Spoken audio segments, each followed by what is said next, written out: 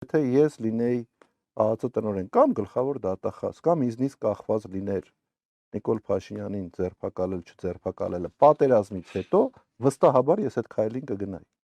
Վստահաբար առանց մի վայրկյան մտածելու, որովհետև Նիկոլ Փաշինյանի արարքների մեջ կար հստակ հանցակազմ։ Միջև պատերազմը չկար դա։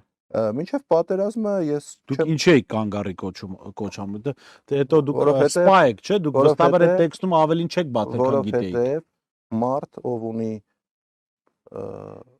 վերլուծելու ունակություն եւ մի 1-2 քայլ առաջ տեսնելու ունակություն, ինչպես նաեւ ի պաշտոնե տեղեկատվությունը, որին ես տիրապետում եի, ես հասկանում եի, որ մենք գնում ենք սխալ ուղղությամբ։ Ես նպատակ չեմ ունեցել մտնեմ քաղաքական process-ների մեջ, չգիտեմ ինչ անեմ։ Ես նայեք,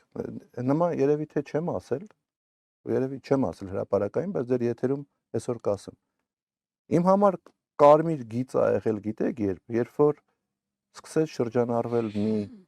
տերմին Նիկոլա Վանեցյանական իշխանություն եւ բոլոր քայլերը, որ իրականացվում էր, Դե դուք եք անում, բան իմ վայր, հետ, ինչ ասի։ չէ, մի րոպե, իմ հետ սկսում էր ասոցացվել։ Ու ես հասկացա, որ ես պատրաստ չեմ գնալ այն ճանապարհով եւ այն պատասխանատվությունը վերցնեմ ին վրա,